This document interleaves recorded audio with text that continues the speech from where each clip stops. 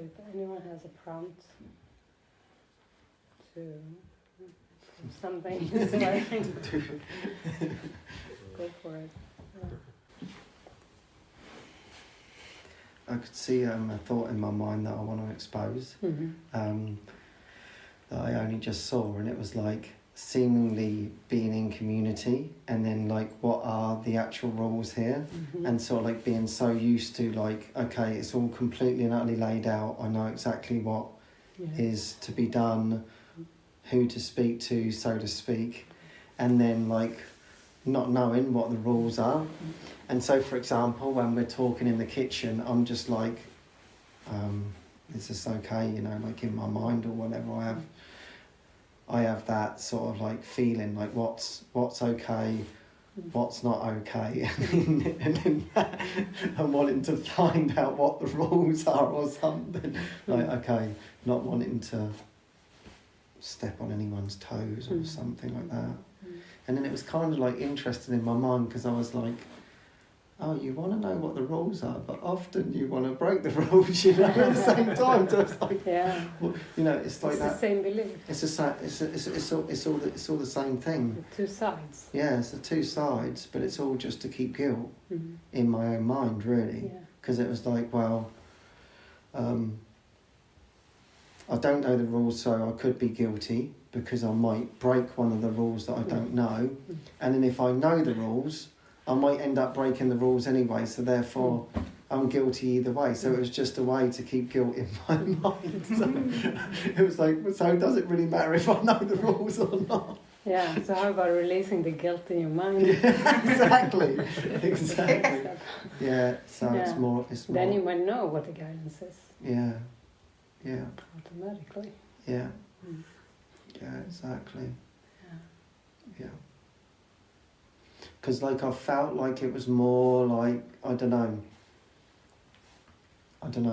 more, what's the word?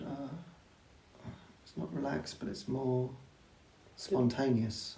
I guess it's more like led in that way. We really are all tuning into what is given, really. Yeah. And I guess it's like, in a way, it was like, for me, like being in the community, it was more like, depending on your role, it's like, this is what's given, this is what we're doing. So it's like, okay, so it's like my mind was going into that, okay, what is given, and wanting to find out from that. That's good. A good next step to rest in God and rely on Spirit, you know, rather than on the rules. Yeah. Because that's where we're going anyway. Yeah, exactly. Yeah. And it usually is felt if something is like off, you know. Then you'll feel it, or someone will feel it. Yeah, exactly. Yeah.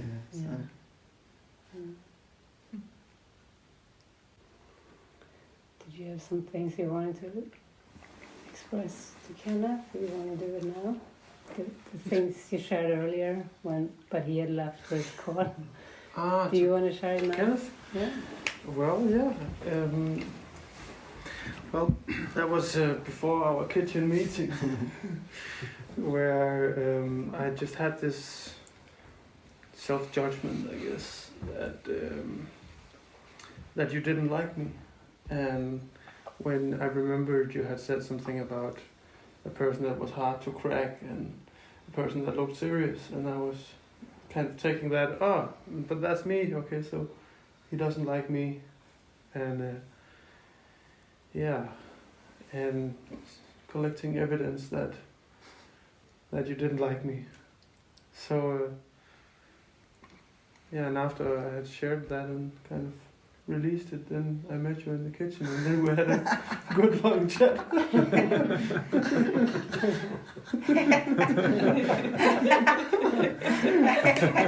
Done.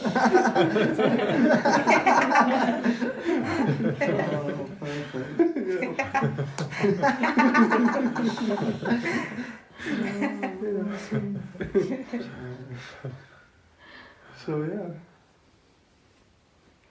Yeah, I never felt that Okay. No, I never thought that once.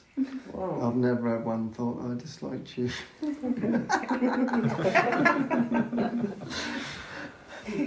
That's all right.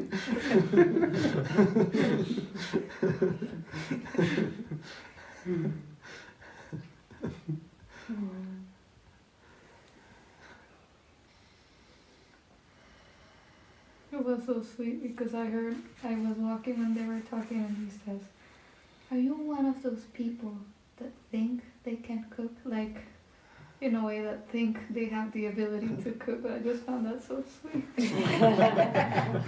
just couldn't stop laughing. All of that is being undone.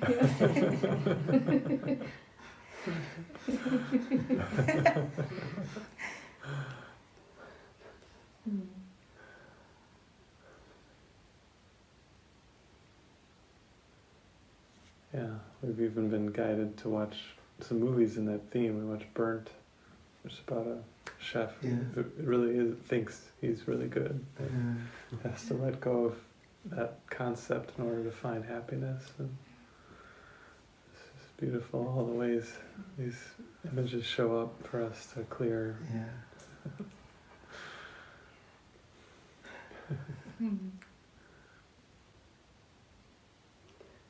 Something feels just so good and so right and so sweet in being together.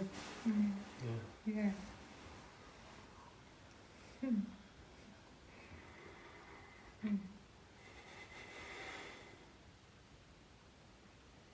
I'm hearing about inspiration. I'm hearing the same thing, inspired. Who's inspired?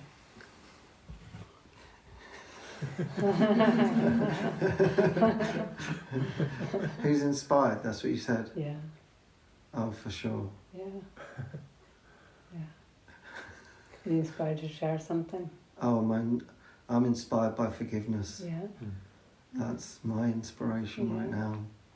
The only thing that I was thinking is like we did this MMT session with Matthew, Mm-hmm. and I shared, and then I think Jonas shared a bit, and then Matthew shared, Mm-hmm. and it was like we all joined in this prayer or something. It was just like deep, like Jonas shared about his body things, I was sharing about my ears, and we all just sort of like, I just felt the strength in my heart or something like, yeah, let's like really, really expect miracles, like let's just undo the whole thing or something.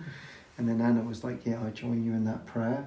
And then somehow that sort of strength, I'm just feeling that strength. It's like I'm sitting here like you were saying, like let's come together for healing, which is the only reason. And yeah, somehow that's like in my like heart, like we joined in our hearts for that, and that sort of hasn't like really like left me. So that's really inspiring in my mind.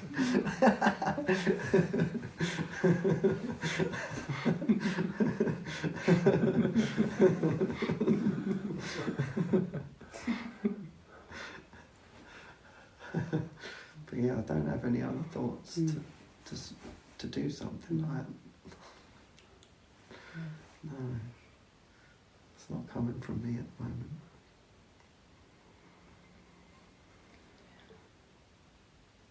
I want to share, Matthew. Yeah, there was thoughts just coming to me there. Not much, but I don't know, there's something about today, you know, the fact that war has seemingly broken out. I don't know, there's something about this coming together for some reason. I think it's, I don't know, even if nothing seems to happen, It's very something powerful. in it, yeah. Yeah. Yeah. Where two or more are gathered, Yeah. in my name, there I am. Yeah.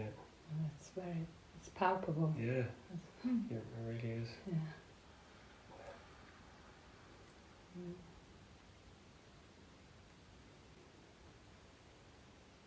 And if anybody needs to put anything on the altar for you to even tap in more to the peace and the inspiration, just put it there, just speak it out. Pray for release of whatever is blocking peace.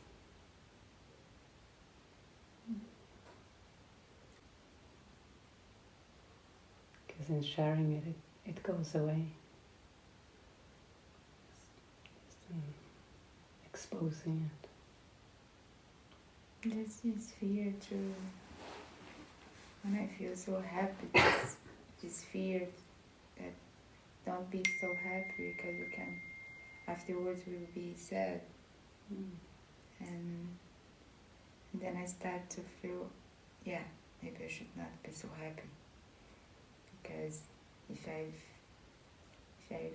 go like this, if I go so up, the fall will be higher. This will be bigger fall. It could these doubts. It's not possible to keep happy all the time. When you told me, for example, remind Jonas about, you just thought, oh my God, was everything so good? Now I have to remind him, and it's still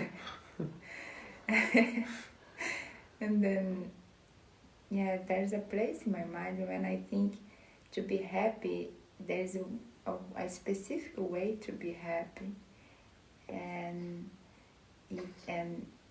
remind someone about something is not included to be happy, for example. Okay, good to see that belief. And say no for someone is not included to be happy. And because for me, when I say, oh, you forgot to turn off the light, for example, in my mind there's something like, you are wrong. And I don't want to keep it this belief. This is really good. You see, you're looking at your guilt. Because delivering a message, the messenger is not wrong. You know, to be guided to speak about something, remind something that is helpful. You're not wrong, you know. So the ego is in there saying that you're guilty, but you're not. You're invited to be in that high joy. Even when you do that, even when you address, even when you're clear, when you speak something. Because often there can be a charge when we are a little bit afraid of speaking something. So we can sound a little bit too harsh because we think it's an attack or something. But the more you allow to be up in that joy, you know, and let go of the guilt, you can speak things without feeling bad at all. And just, you know, you're just clear, you're just communicating. Yeah, that's it. I want to speak without feel bad. Yeah, I think that's your lesson.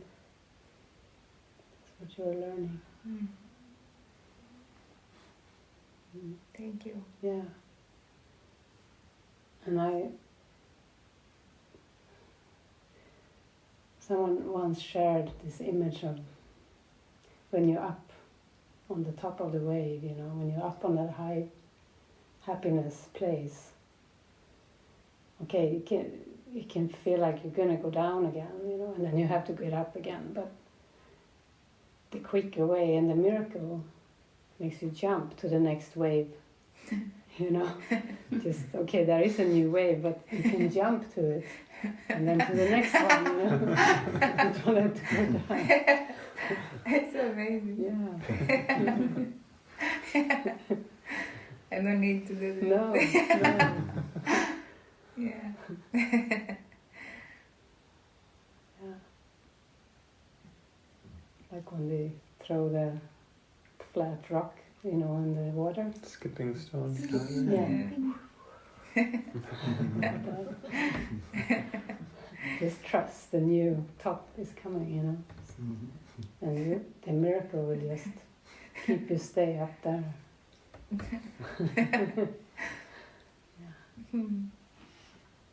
It's only when you think it's personal that you, as a person, addresses another person. You, as a person, tells somebody else. That's when you feel guilt, and that's when you feel bad, you know.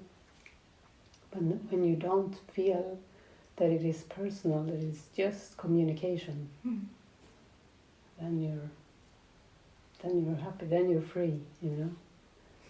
And that's what it is. That's all it is. It's really good news. Yeah. You're just the messenger. And there can be no guilt then. That's all we are, ever. We actually don't have personal power. All this fear, all this like holding back, all this strain is a belief that it's personal, that you have taken the power of God, that you have usurped the power of God into a person, and then you feel guilty, but you can't. It's impossible. So the practice is to release that guilt and really just, hold on to spirit. Just stick to the trust. And then you learn to be discerning, to feel, that's it. Now I've said what I need to say, and now I will just allow, whatever is there.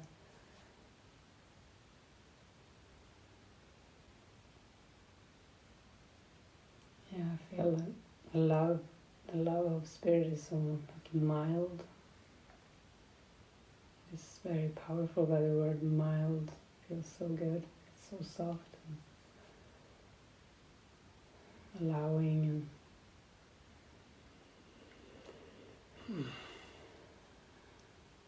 while the harshness comes from the ego, like the doubt, the constriction, whatever can be going on.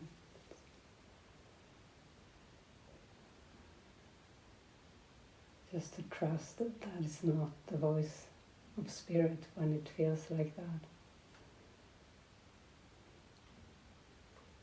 I'd like to put something on the altar.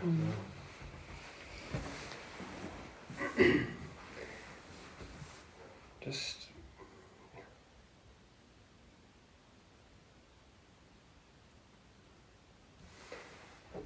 these just recurrent thoughts, when it is quiet and silent, there's a fear there, just a fear of the silence as well, even though I want it. I kind of want to get out of it as well.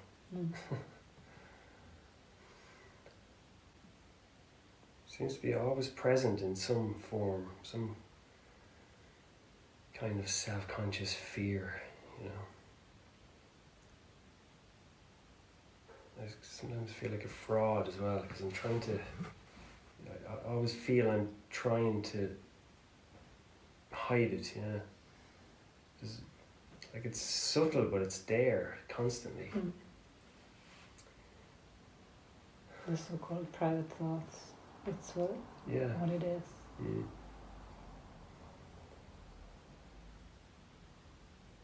So I think I overcompensate sometimes. I try to come across as confident, not anxious, not. I noticed that since Ken and Anna have come, it's like I'm trying extra hard not to be seen as less than or something. Thank you.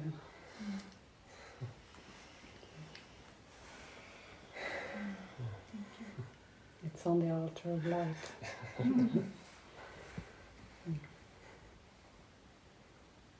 I'm sure everyone recognizes it. The personal, private thoughts, Did you say self-doubt, Self-consciousness. self-consciousness?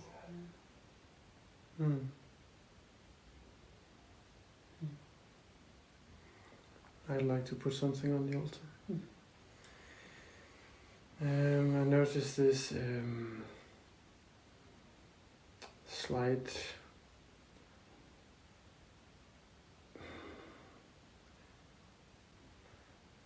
now there's like fear actually, like maybe fear of sharing it, but I don't know if it's jealousy, but I don't like that Matthew and Vanessa is sharing the same blanket. That's like what my ego don't like. There's a slight annoyance there, or what it is. And this belief that she should know. She should be more ego.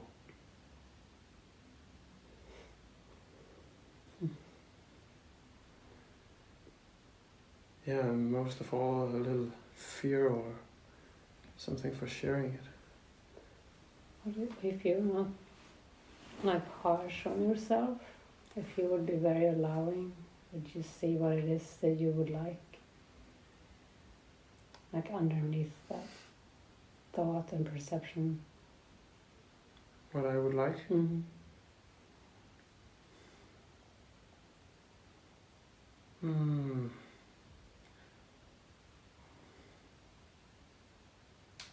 Maybe to have more trust.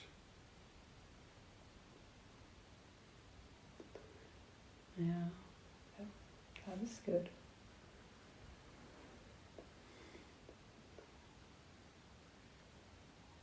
But it seemed like in this moment there is just like this intense presence of spirit.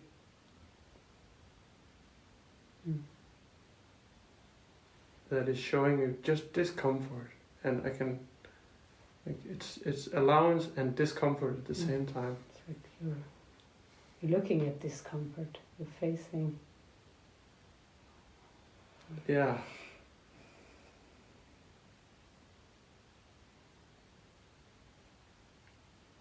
My headache that I had before is gone. Is there something else that you would like?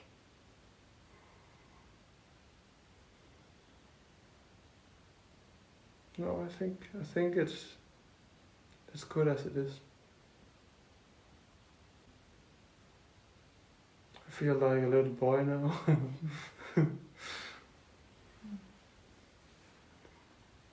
Yeah, maybe I would like to sit beside her, but that also feels a little much, moving around and control and. Do you judge that? What? You don't need to judge that desire to sit next to her. You could ask Matthew if it's okay to switch. Do you want to switch? Sure.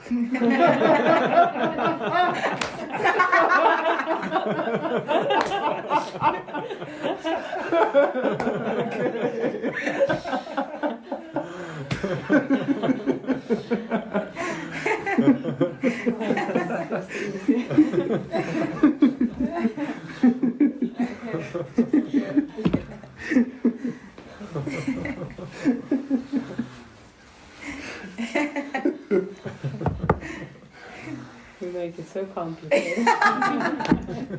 I agree. That's my talent.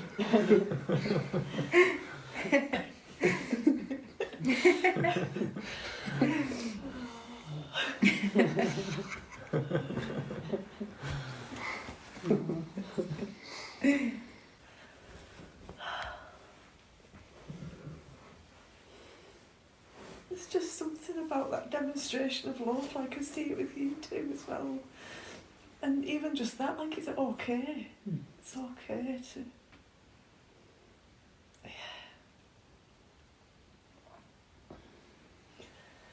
Yeah.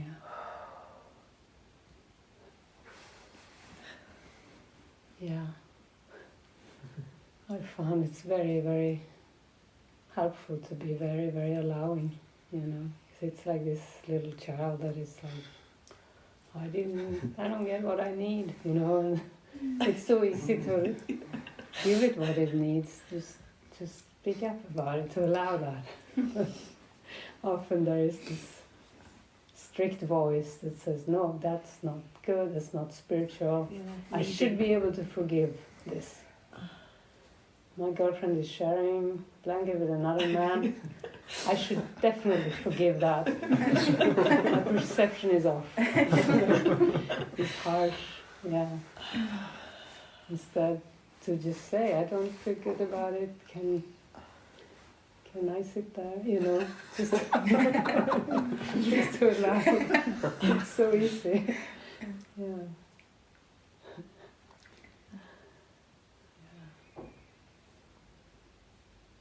There's something terrifying about it as well.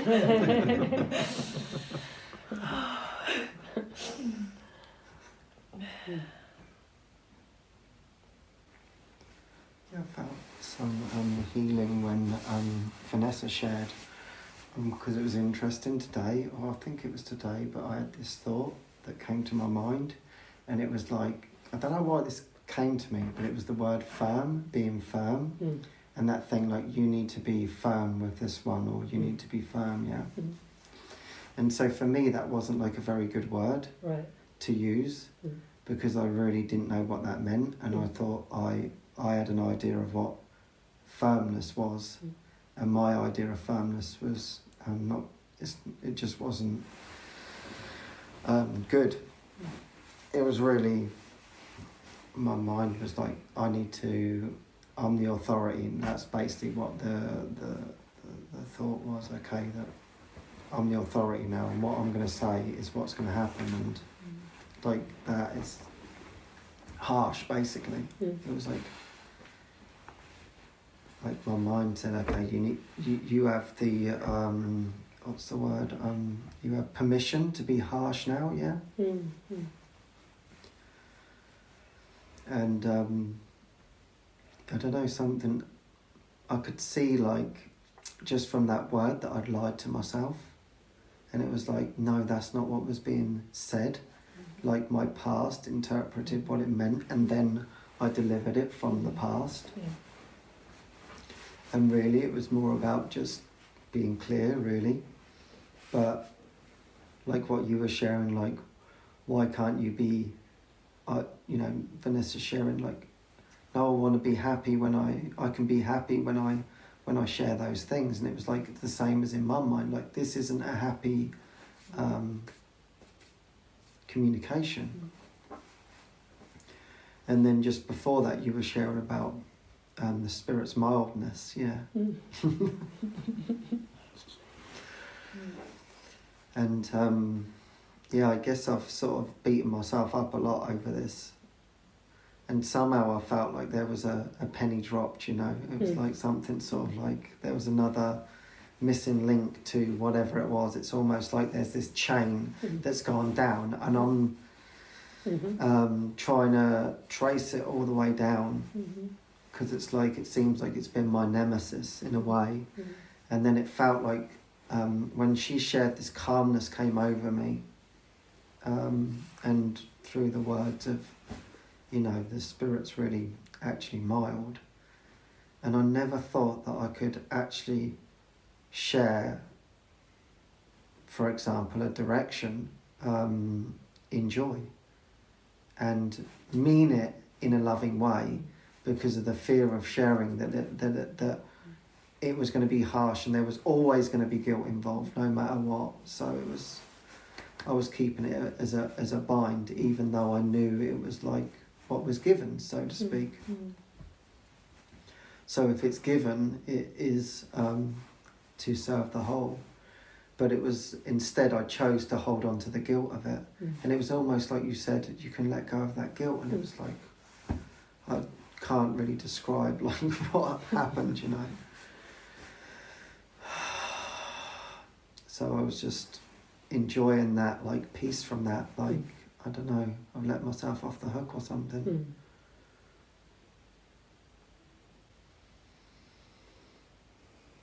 because it was funny, after this retreat, we did a retreat in Valencia, and I felt very, very present, and then in the morning I woke up and I shared with you that all of my judgments were gone. there was no judgment. The judgment just a bing. It was like the light, went on. Yeah. The light went on, it was just like that. I was like asleep, and I just felt in the presence of like the sleep, there was just like a strength. This has sort of happened to me before, but when I opened my eyes, it like the light turned on, and it was like as if like there was like a door of judgment, so to speak, and the door shut, and all the judgments are like in like another room, and they do not exist any longer, And it's like, then I was in this room, it's like, ding, oh my God, how did I end up in this room? Like, there was nothing to judge, there was nothing. It's like, it was just incredible. Wow. That makes me think of the Lego movie when they go into his mind and it's empty. And he's like, that's strange. And then they find a double-decker couch. Yeah, that's it. Yeah, then the inspiration came through that saved them all. I mean, and it was just like that experience, because I've had that experience before, and it was incredible to really know that you can't. It's not that you can judge, it's that the mind does not judge whatsoever. And it was this time, it was a shorter period of time. And then after that, I thought I heard Jesus say, now it's time to teach unconditional love.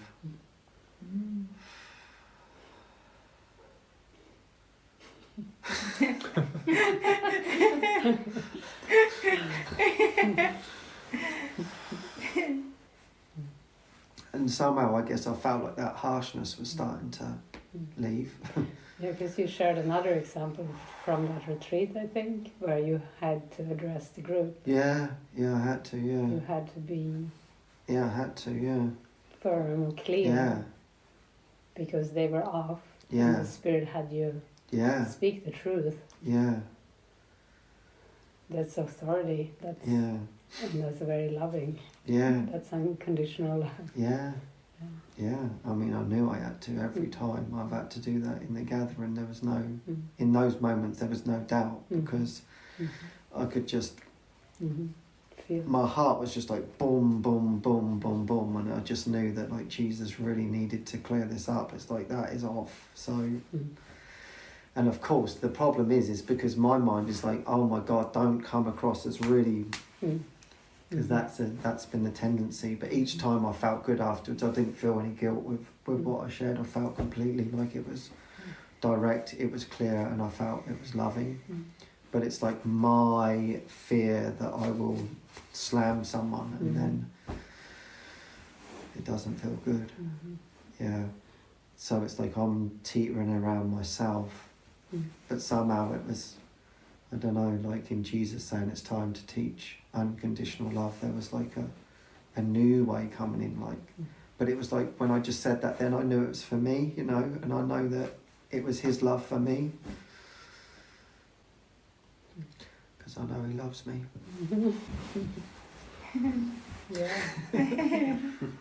And because you are them too. That's it. That's why you must communicate what he's asking you to communicate, because you're them.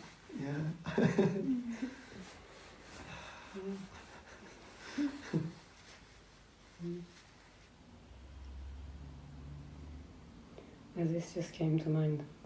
Happy dreams come true.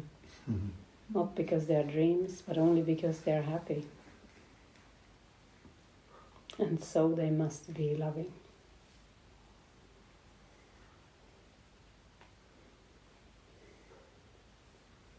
Their message is, thy will be done, and not, I want it otherwise.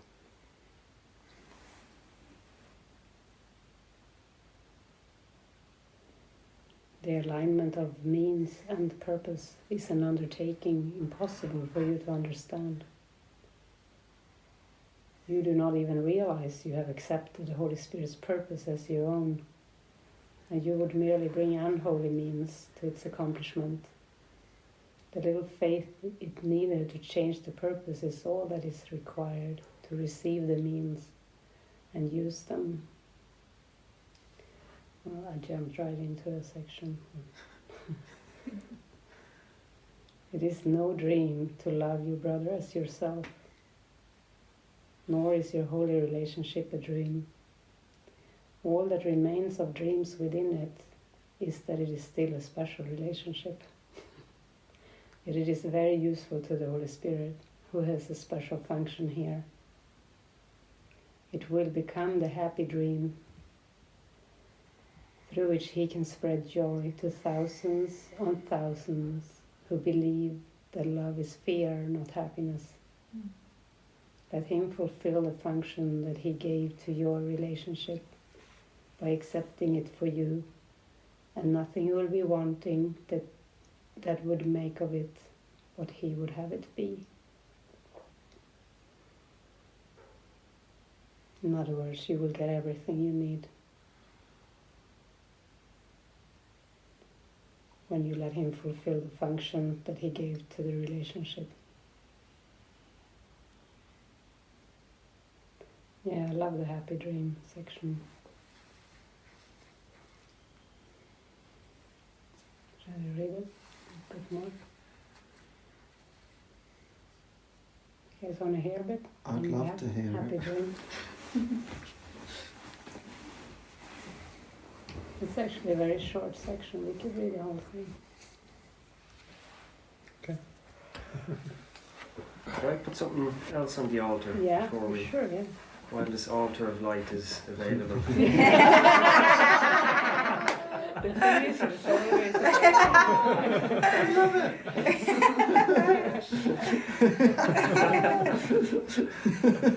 Just talking of jealousy there, Jonas has inspired me a little bit, but I've had some jealous thoughts sometimes when I've seen you show Barret affection, like put your hand on him or something. I felt some jealousy. You want me to put my hand on you?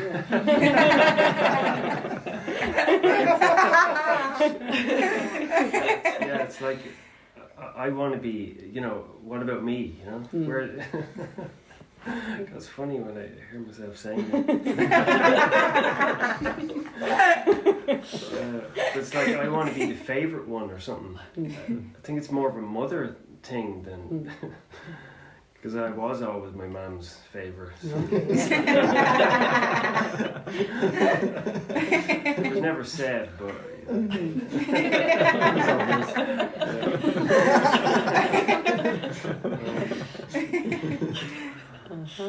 So, yeah.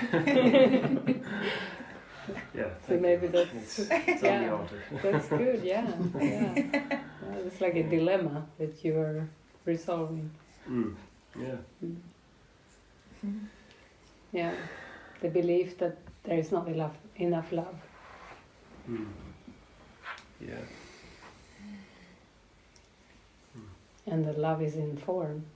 That love has anything to do with form.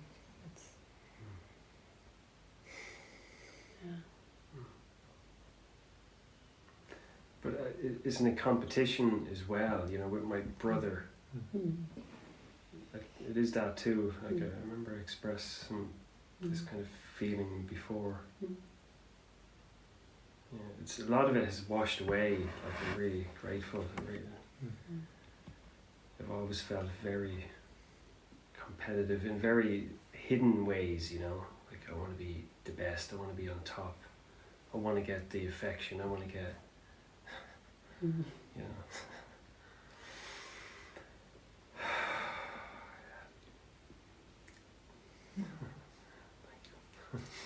Thank you. Yeah. Thank you. I appreciate that. Yeah, this altar of light is great.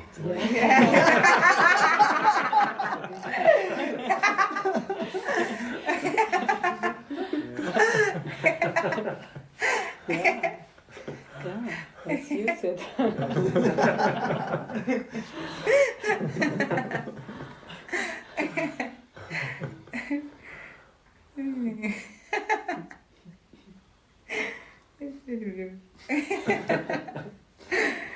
Oh my god.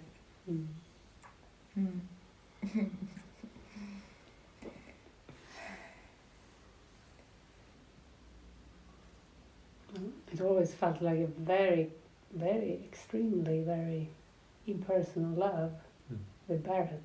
Like, I would almost say completely impersonal, you know. But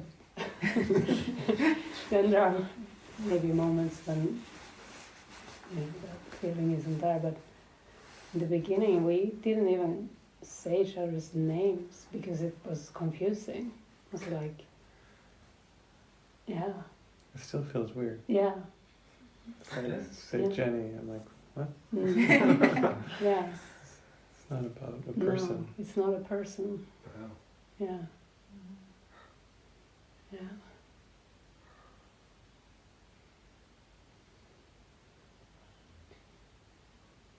Yeah, and I feel that from you as well. You know, I sometimes seek more of a special love, or to get some signs that I am love, match you. You know. Mm-hmm. But I know it's I can sense that from you Mm-hmm. often, that it's not personal at all. Mm-hmm. You know, you're just freely hugging and loving everyone. Yeah. Yeah. We love that ego out of you.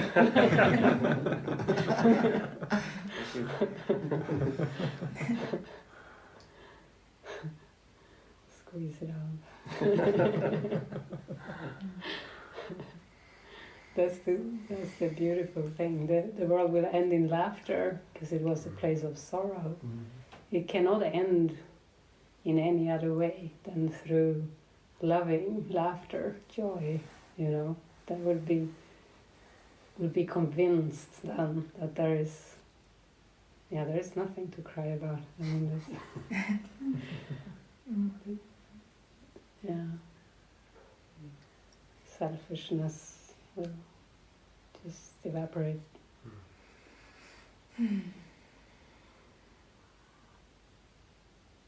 Yeah, sometimes I think it can be this kind of weird witch hunt. I'm gonna kill the ego. I'm gonna it's almost like a war. My ego is so dark. You know, whatever the thoughts are, harshness in the mind. But that will never heal the mind. Of course, it's not about loving the ego, because the ego is nothing. But it is about laughing it away. It's about joining. It's about, you know, allowing the lightness. And it's not there anymore.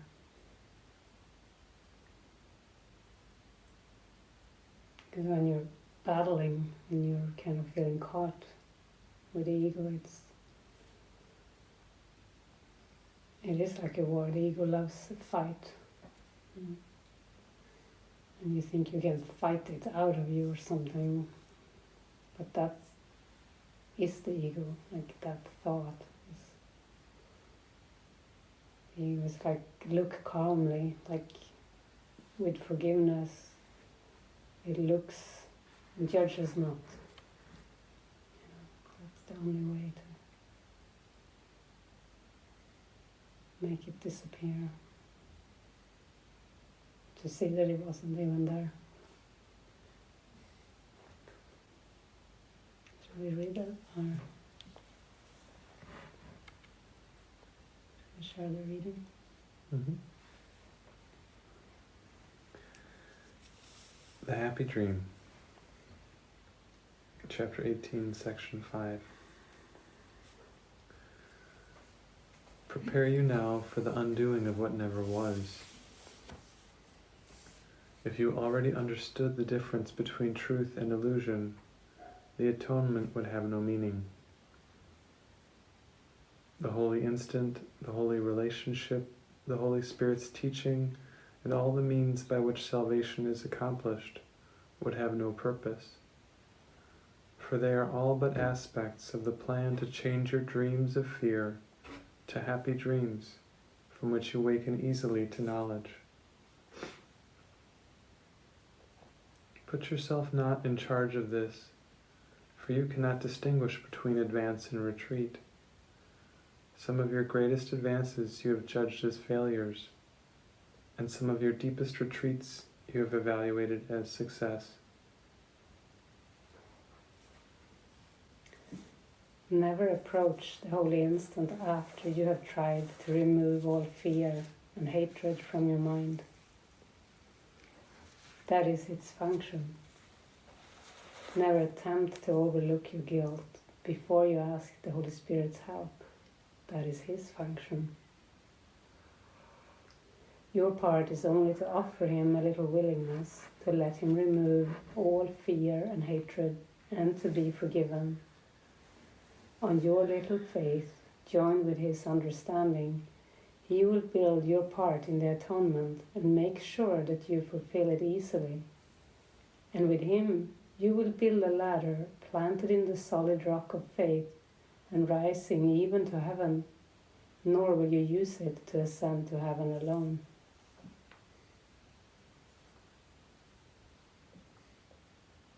Through your holy relationship, reborn and blessed in every holy instant you do not arrange, thousands will rise to heaven with you. Can you plan for this? Or could you prepare yourself for such a function? Yet it is possible, because God wills it, nor will He change His mind about it. The means and purpose both belong to Him. You have accepted one, the other will be provided.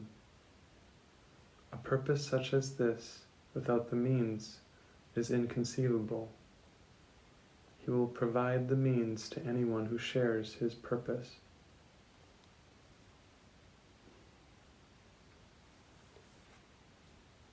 This is what I read, but I'll read it again. Happy dreams come true, not because they are dreams, but only because they are happy. And so they must be loving. Their message is, Thy will be done, and not, I want it otherwise. The alignment of means and purpose is an undertaking impossible for you to understand. You do not even realize you have accepted the Holy Spirit's purpose as your own, and you would merely bring unholy means to its accomplishment. The little faith it needed to change the purpose is all that is required to receive the means and use them.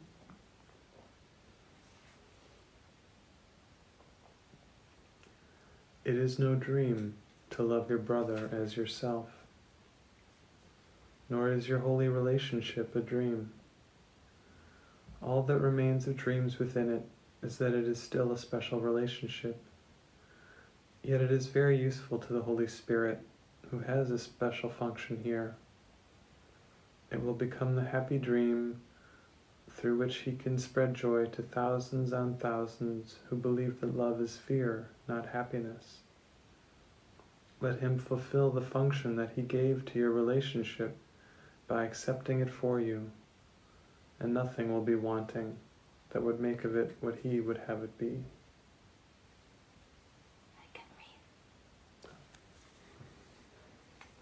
When you feel the holiness of your relationship is threatened by anything, stop instantly and offer the Holy Spirit your willingness, in spite of fear, to let Him exchange this instant for the Holy One that you would rather have. He will never fail in this. But forget not that your relationship is one. And so it must be that whatever threatens the peace of one is an equal threat to the other. The power of joining its blessing lies in the fact that it is now impossible for you or your brother to experience fear alone or to attempt to deal with it alone.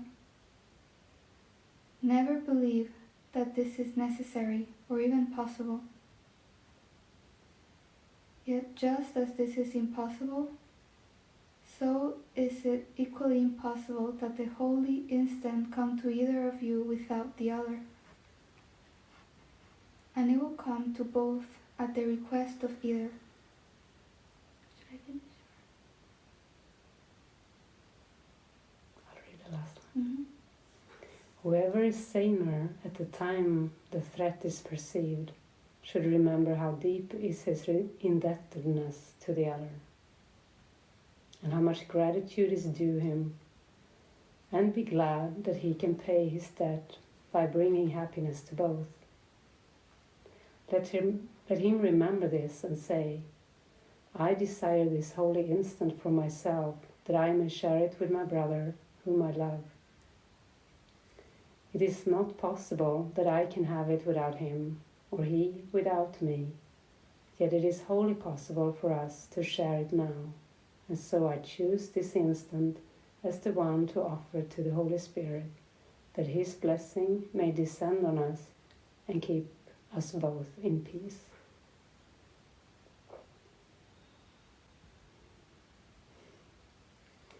I like that happy dreams come true. They don't come true because they're dreams, but only because they're happy. And he says that in the development of trust too. Only the loving is true. Because it's loving. It's very good, isn't it? Yeah. Yes. I like the last paragraph, whoever is saner at the time of threat needs to remember his debt to the other, his debt to pay to the other. And he can pay it by bringing happiness to both. Yeah.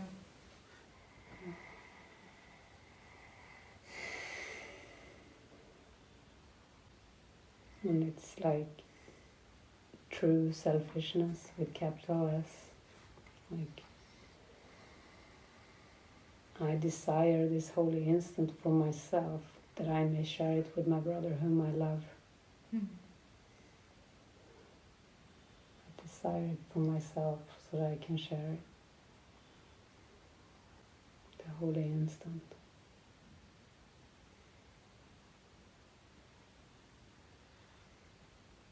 It's impossible that I can have it without him, or he without me, yet it is wholly possible for us to share it now.